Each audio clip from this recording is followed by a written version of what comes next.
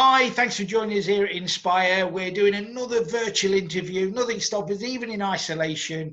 And I'm joined today by Faye Bracknock, Inspire Learning Lead Tutor and a mental health practitioner. She's an educator. She's taking time out of her busy schedule to hopefully give us some tips on how to maintain our well-being in these trying times. Faye, thanks for joining us.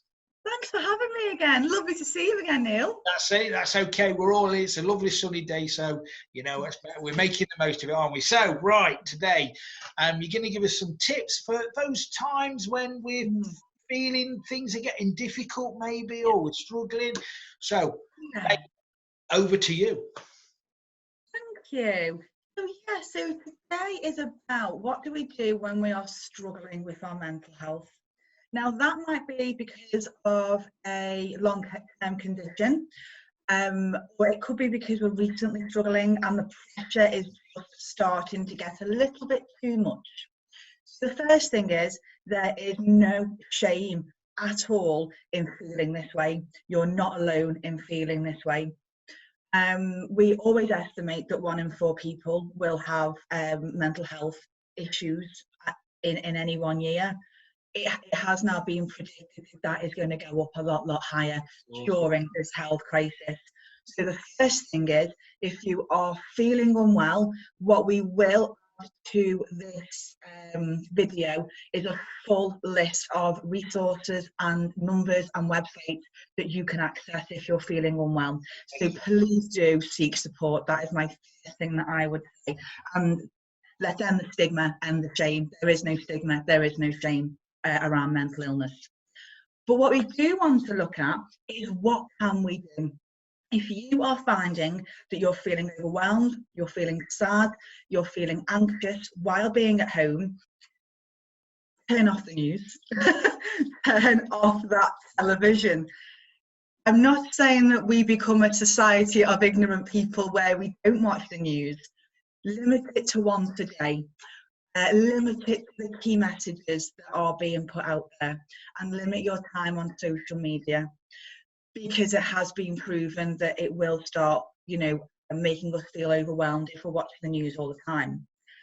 With that though, if you still do want to follow the news, you can go onto Twitter and you can follow positive news on Twitter, which is loads and loads and loads of really, really nice stories that are still happening.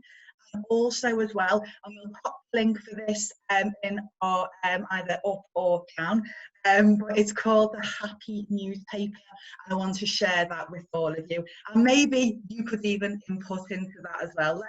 Let's start circulating some happy news. So that is what I would say, really, really important. Let's watch what we're putting into our minds, just like we look at what we put into our bodies.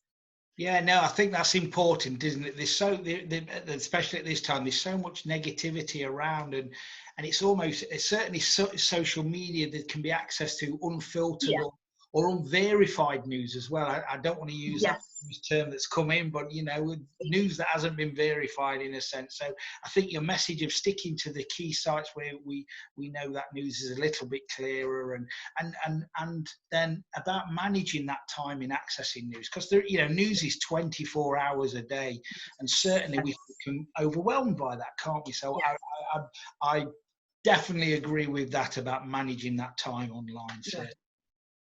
Yeah, really, really important. Let's focus on the positive news rather than negative news. This is really important for our mental health.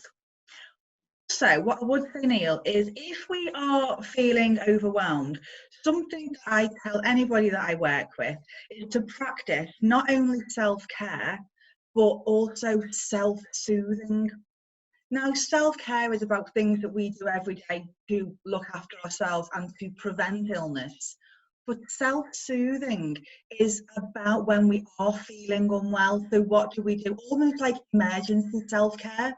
So self-soothing is something that I would advise anybody to do when they're feeling sad or overwhelmed. What makes you feel good when you don't feel good, if that makes sense? Yes. So we're going to say something then, Neil. Sorry, did I interrupt you? I'm in total agreement. I'm listening wholeheartedly to you. Lovely. So, self-soothing. Let me just give you a few examples of this. Now, every individual is different, so you'll have your own thing that you do. A hot milky drink. That's really, it makes us feel nice. It could be, I know for me personally, whenever I feel overwhelmed, I like to get wrapped up in a blanket and put an episode of my favourite TV programme on.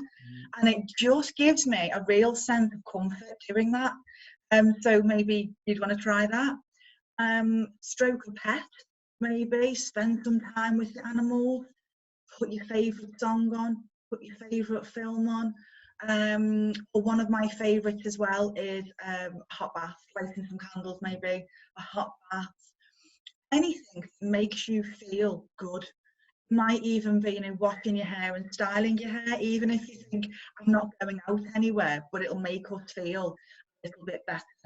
Yeah, no, I think they're good. For me, certainly it's photography is a big thing. So certainly if at times, there is a lot going on, I find my interest in photography, everything evaporates around. I become submerged in that and getting the photos in. At this time, it's may only be on my back garden or looking out my window, but it is, I think, whatever that interest may be, as long as it fits in with the present situation in terms of, yes, key message, definitely. Skegness or anything that, yes. like that. I think they're important to find the nice things that we like. Maybe before this all happened, but we need to continue doing that, don't we? It's even more important. Really important. So they're my sort of tips, really. I think it would be good as well. Anyone that's watching this, comment, give us your feedback. What do you like to do? Let's keep talking to each other. So I'll look forward to reading those. So I've shared with you mine, so I want to hear yours. That's it. Now, Faye, great. Thank you for that information, that guidance. All real good things for us to take on board. I really appreciate you giving us time and giving us that information. And as ever, I will be back for more. And wash your hands. Always wash your hands.